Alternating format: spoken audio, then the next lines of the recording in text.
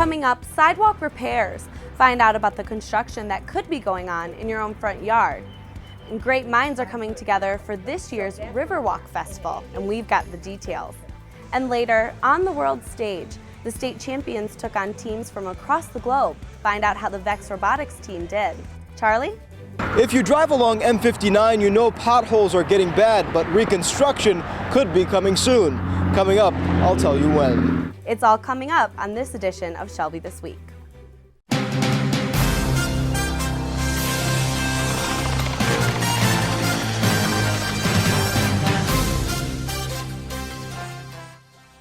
Hello and welcome to Shelby This Week. We've got all of that plus much more, but first, it's a story we first broke here at Shelby TV that's now making headlines. Kim Mathers, the ex-wife of Detroit native Eminem, was involved in a serious car crash while allegedly driving under the influence. But following the crash, many of the details are under question. That's right, the court documents have been sealed for a long time. In fact, I've been working on this case for probably the last 4 months, and not until now are we learning why the documents were sealed from the public and what's going to happen next. 911. We need an ambulance here right away. Okay. It's around noon on October 7th of last year. Police officers get a call of a one-car crash, one woman injured, and still in the car. Did you guys see this happen? Anybody? I heard a big boom and it just was like, what was that? Bystanders try to help the driver who's trapped in the car, but wait till they find out who they're helping. Kim Mathers. She said she's been drinking and driving. Kim Mathers, Eminem's ex-wife, allegedly drinking in broad daylight. According to what she said to police, a whole fifth of rum. Hey Kim, you've never been charged with drunk driving before? Like 15 years Okay. All right, so then this would be a first. She was laying in the truck. I asked her what happened. She said, I'm drinking and driving. She smells like she's hammered. According to the police report, on that day, Mathers made statements that made police think she may be suicidal. And from there, she was taken to McLaren-Macomb Hospital. But that's only half the story. 7 months after the crash, Kim's OWI is still in the courts, and it's been delayed and delayed. A few months ago, a source called me with a tip that this case was being kept from the public. So I went digging and found these court documents sealing the records. But why? Was it because of Kim Mathers' name? I can't talk about it because the records are sealed. Yeah, why were they sealed? The court made that, we entered into that order. Mike Smith is Kim's high-profile attorney. He's represented her in other cases in the past, but they've been public. Usually cases like this are not sealed. Why was it sealed in this case? Are you a lawyer? No. Okay. I'm asking you, you're the lawyer. So you don't know all the facts, but I can't get into it, really, seriously. Okay. All right. According to the Macomb County prosecutor, OWI cases are supposed to remain open. So that's what raises the question. Is Kim Mathers getting preferential treatment? Well, turns out Smith used HIPAA laws to seal the case. It's legal, but very uncommon. You got anything to say? Outside of court, Kim left through a back door before I could ask any questions. But we tried reaching her again at her home and on the phone, but never heard back. But do you understand the frustration that, a normal person can't have their DUI case sealed like that? I don't understand that. I really don't. That's not true. Then why was this I don't sealed? believe it's true. It's just, yeah. That's all I can tell you. You go to court, says the law's equal for everybody, but it's at this point it depends how deep your pockets are. And just one day after our story aired on our Facebook page, the documents were open to the public. So Charlie, why should a normal person care about what's going on here? The bottom line is, if you got a DUI, if I got a DUI, if really anyone in this building got a DUI, the circumstances would be much different. It's good to see that our story was able to make a difference and unseal the records. The bottom line is, courts should be fair. Absolutely, and we'll be following this as it unfolds. Right, thank you. Thanks, Charlie. And that same day Kim Mathers appeared in court, several other cases were covered as well, which we are continuing to follow until the end. Here are updates on those cases that made headlines that you won't find anywhere else. The last member of the Dabish family appeared in court. Faiz Dabish is the sixth family member accused of selling synthetic marijuana, or K2, out of Shelby Township gas station back in 2012. The court wanted to finish sentencing the rest of the family before moving on. Back in December, Dabish was sentenced to 4 months in jail, while David Dabish served 2. Derek Dabish served 2 years due to the fact that he was on parole at the time of the incident. 2 teens were also sentenced to 18 months probation. Additional tests were ordered for 66-year-old Faiz Dabish, and she'll be back in court in June. And 4 men facing drug charges appeared in court. They're accused of running an illegal marijuana dispensary out of the Advanced Medical Supply on Van Dyke, right here in Shelby. The men are facing several counts of delivery of marijuana, possession, and conspiracy charges. The court was adjourned so plea negotiations could continue. And Philip Frame, a well-known public relations professional and Shelby Township resident, went back in front of the judge. He's facing possession and distribution of child pornography charges, not only here, but based off a federal investigation as well. The feds say they found more than 20,000 images during a raid of his home back in January. Frame is also facing a misdemeanor for possession of marijuana. During the court appearance, his attorney wanted the bond conditions changed to allow Frame to not do drug testing under the district court order. Frame is completing thorough drug testing under the federal court's order, so this condition was granted, and the district court will have access to the test results. Frame's federal court hearing will be in May, and he'll be back in district court in July. Construction season could be starting right in front of your own house. Each year, the Township's building department looks at the state of the sidewalks in Shelby. Fazil Khan Engineering will inspect them in your subdivision to determine if any portion of the sidewalk is in need of repair or replacement. If it's significantly damaged, doesn't drain properly, or has sections in poor shape for walking, they will be marked with an orange or green line. Orange indicates the owners will need to complete the work, and green means the repair will be the Township's responsibility. The construction will be from June to October, and we'll have more from the Township when the marking process starts within the next couple of months. And Shred Day is coming to Shelby Township. On Saturday, May 14th, residents can come to the municipal building's parking lot and bring any documents you need to shred. But it's important to note the time is strictly from 8 to 11 a.m. because the truck will need to leave by 11. The limit is 2 boxes of paper per resident, and no plastic or trash will be accepted. For more information, just visit the website at shelbytwp.org/recycling. On an average day, more than 100,000 cars drive down Hall Road in Macomb County. With those numbers, it's really no surprise the road needs work. But a lack of funding has delayed reconstruction for years. Charlie Cadotto tells us why it's just now gaining grounds. It's no secret Hall Road is in desperate need of repair. Definitely concerned about the quality of the road and the traffic flow. But don't expect changes anytime soon. In fact, repavement isn't slated to begin until March of 2017.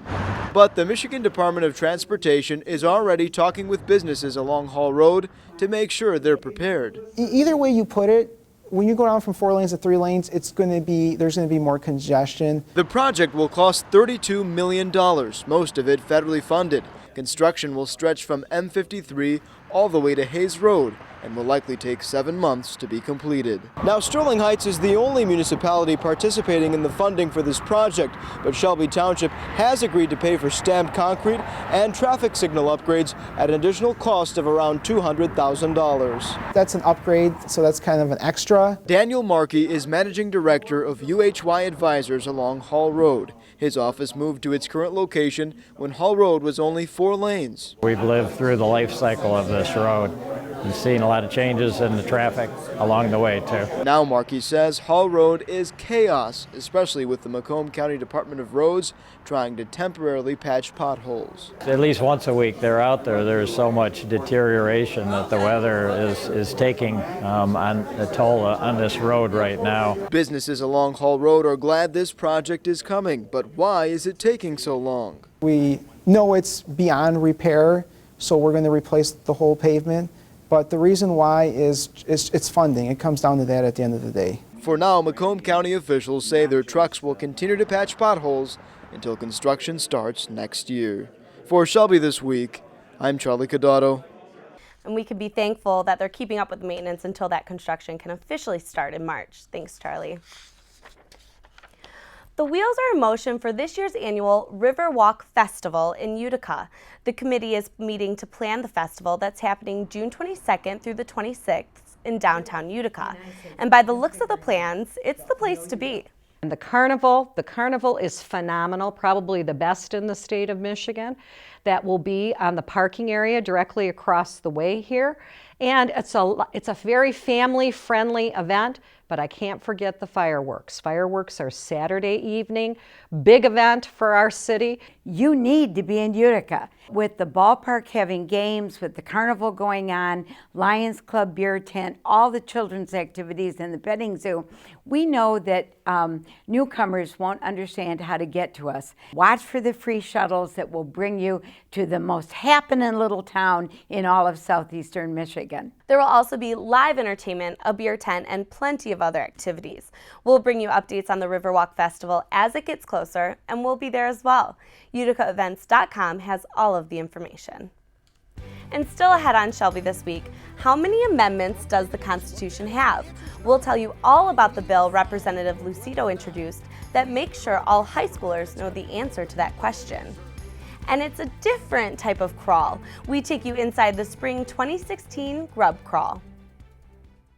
To celebrate our 20th anniversary, the Shelby Township Community Foundation is hosting Paint the Township on Friday, May 13th at 5:30 p.m. at the Packard Proving Grounds.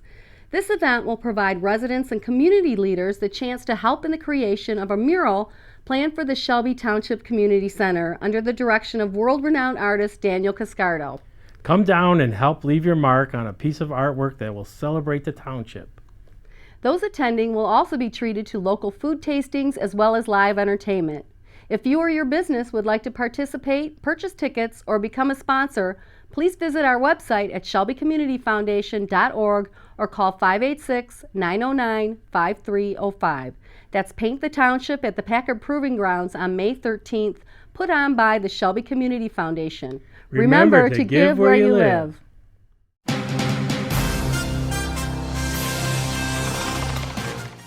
Michigan's House will vote on a bill that requires high school students to pass a civics test in order to graduate. Representative Peter Lucido introduced the bill. The test would be parallel to the civics portion of the naturalization test, which is used by the U.S. Citizen and Immigration Services about the country and the government. While there is a statute in place from the 1970s that requires students to take a government course, Representative Lucido feels the system has fallen down and questions how much the students are really learning. The bill passed the House Education Committee and will now go to the full House for the vote. The Burgess Shad Bush Nature Center is hosting the Heron Festival and Spring into Nature celebration. Several years ago, the great blue herons moved out of the area to nest somewhere else, but 2 active nests have been spotted this spring. Those who go to the event can go on a walk to try and see the birds. You can also dip for pond critters, watch live bird techniques, and go for a wagon ride. The Nature Center will also provide the fire if you like to bring your own food for a camp out. The celebration will be this Saturday, May 7th from 9 a.m. to 3:30 p.m. at the Nature Center on Riverbends Drive. Cost for admission for both adults and kids is $2. Who doesn't love free food and free drinks? Our Nick Buckler is definitely a fan, so he stopped by the Sterling Heights Regional Chamber of Commerce Grub Crawl and showed us what the fun is all about. Buses were carting around grub crawlers to each of the 8 locations in the 2016 Grub Crawl all night Wednesday. People come in, the food's provided, it comes with their ticket. Of course, beverages are extra. And bus comes by about every 15 minutes or so, drops off a whole nother group of people, picks up a whole nother group of people. The Grub Crawl is great for the community. It shines light on places people may have never been to before. What it does bring to the community is people to know that they could go to a place they maybe not known of or have been to yet. It's great commerce for the industry of all the restaurants that are willing to participate. One of those stops on the crawl was Sherwood Brewery. There, Daryl gave me a lesson on craft beer. Hey, I wasn't complaining about it. Many of the restaurants are repeat offenders, they love it so much. I think this is the 4th year in a row. So we're going to keep on doing it. Absolutely. And the great thing about this event is a lot of times the bars do Grub Crawl beer specials or beverage specials. But my favorite part is they feed you. What it's all about is the sponsors, so we're trying to give them value. So people buy into a sponsorship because they're looking for visibility. So what we decided is, why don't we have t-shirts? So at the event, everybody notices the t-shirts, the restaurants are involved, the sponsors, and people are wearing this. Like you had mentioned earlier, people are wearing this after the fact. There are always some new things at each Grub Crawl the Chamber puts on. In the fall, we're doing a Van Dyke corridor, so that's going to be something we've never done before either. But you know, there is a lot of turnover I can see kind of in restaurants too. So it has been a lot of new restaurants participating, and you know, there are some that just love it and continue to do it. But for the most part, you can see a change. It looked like another great event at the 2016 Grub Crawl, put on by the Chamber of Commerce. If you liked what you saw at this event, you can always go on their website and look for tickets for upcoming events like this. For Shelby This Week, I'm Nick Buckler. And that website is shrcci.com. Shelby Township's Building Department is observing Building Safety Month this May. The initiative helps recognize the importance of safe construction and promotes the use and understanding of construction codes. The department wants to remind you of their commitment in making the buildings in our community safe, sound, and accessible for us to live, work, and play. And the department is always available if you have questions or concerns about your home or the buildings that you work in and their codes that protect you from things like a fire or a tornado, or just making sure they run efficiently. And not many teams can say they've broken a world record, but Utica Community Schools' VEX Robotics team helped to do just that at the World Championship competition. After winning the state championship, the Thunder Chickens went to the world stage against teams from the U.S., Hong Kong, New Zealand, and Mexico. The Guinness Book of World Records was there to confirm the competition set the record for the largest robotics event in history, with more than 1,000 teams there. While ours from UCS didn't win the whole tournament, they did compete in a final qualification match where they were close to winning. They played against the #1 ranked team in the division, so the Thunder Chickens are proud of the fight they put up, and we are too.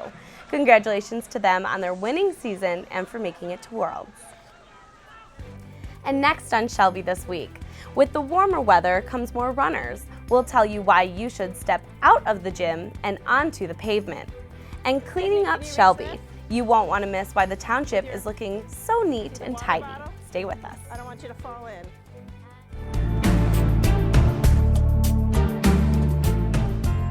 Hi residents of Macomb County, I'm your Chief Animal Control Officer, Jeff Randazzo, and I just want to take a moment and talk to you about the Gibraltar Trade Center adoptions. One, we're very thankful to Gibraltar Trade Center for allowing us to do adoptions, and ever since its inaugural grand opening on August 29th, we have adopted out more than 50 animals every Saturday from 10 to 2. So if you are looking for a pet or family member, we'd love for you to come there. Again, it's Saturday 10 to 2. Over at Gibraltar Trade Center in Mount Clemens. And we bring all the animals, the homeless animals, here from Macomb County Animal Control that were picked up in your community. So it's your way of getting involved, and thank you for all your support. We truly are blessed to have you here.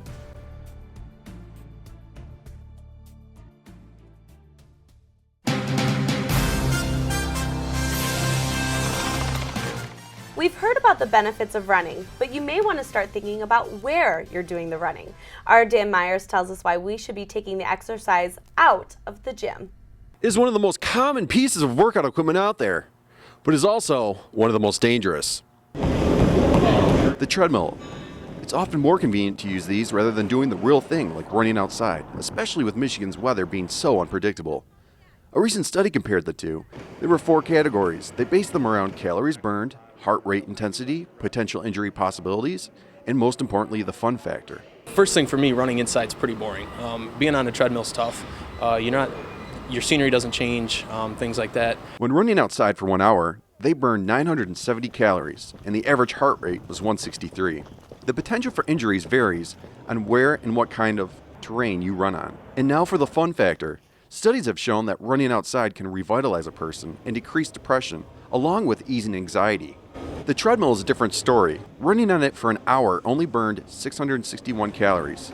and the average heart rate was 129. Now for the surprising part.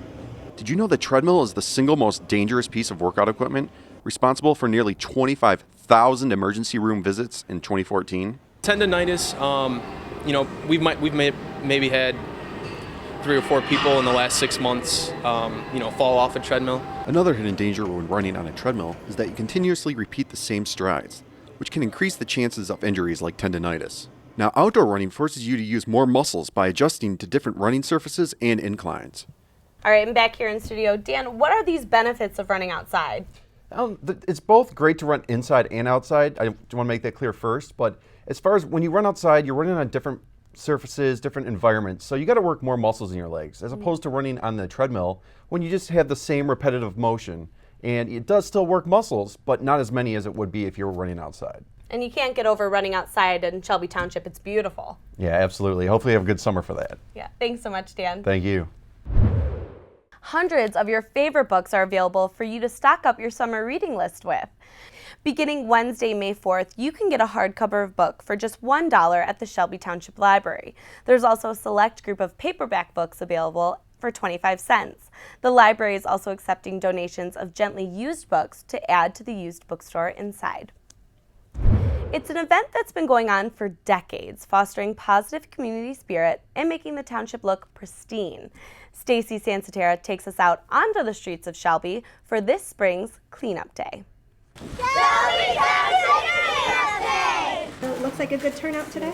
Yeah, I think it looks great. We had a lot of walk-ins. Hundreds of hardworking volunteers came out recently for the annual Shelby Township Cleanup Day. It makes the township cleaner and greener. All the participants just love cleaning up the roads and making their township beautiful.